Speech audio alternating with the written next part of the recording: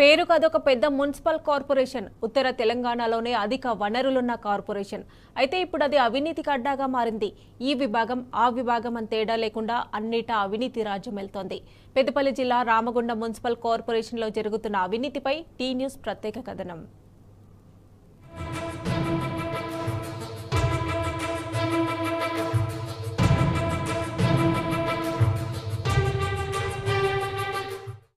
ఉత్తర తెలంగాణలో అధిక ఆర్థిక వనరులున్న పెద్ద municipal corporation Ramagundam.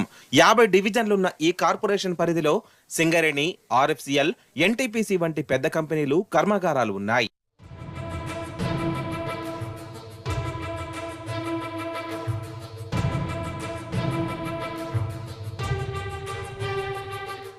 Ramagundam municipal కార్పొరేషన్లో అవినీతి కూడా అంతే భారీగా జరుగుతోందన్న ఆరోపణలు వెల్లువెత్తుతున్నాయి. కార్పొరేషన్లో చెత్త సేకరణ, ఇతర నగరాన్ని పరిశుభ్రంగా ఉంచేందుకు ఈ వాహనాలను ఉపయోగించాలి. కానీ వాహనాలు తిరక్కున్నా రికార్డుల్లో మాత్రం వేలాది లీటర్ల డీజిల్, పెట్రోల్ తాగుతున్నాయి. నెల నెల లక్షలాది రూపాయలు అక్రమార్కుల జేబుల్లోకి వెళ్తున్నాయి.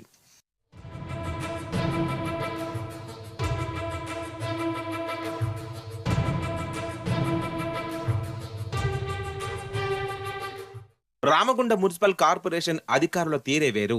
వాహనాలు తక్కువ తిప్పుతూ ఎక్కువ తిరిగినట్లు రికార్డులు రాస్తూ లక్షల రూపాయలు దండుకుంటున్నారు. తక్కువ డీజిల్ పోయించి ఎక్కువకు బిల్లులు జమ చేస్తున్నారు. ఒక్కో ట్రాలీకి వారానికి 30 లీటర్ల పెట్రోల్, డీజిల్ కేటాయించారు. అయితే అధికారులు మాత్రం 24 లీటర్ల డీజిల్ పోయించి మిగిలిన 6 లీటర్ల డబ్బులు జేబులోకి వేసుకుంటున్నారు.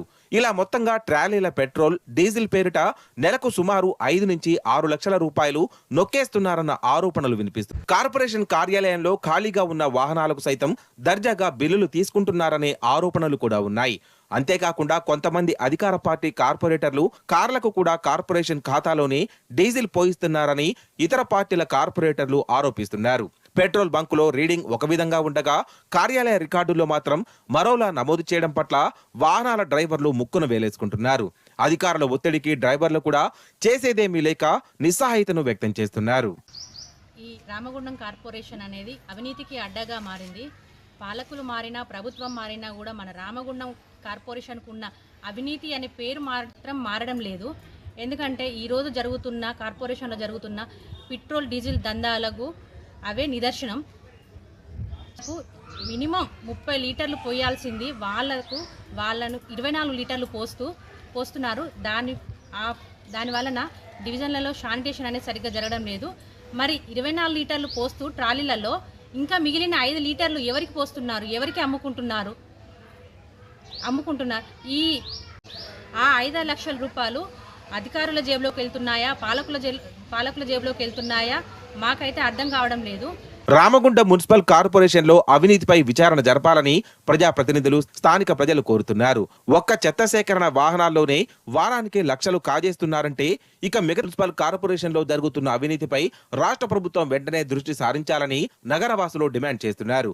విజిలెన్స్ ఎంక్వైరీకి ఆదేశించి అక్రమార్కులపై చర్యలు తీసుకోవాలని కోరుతున్నారు.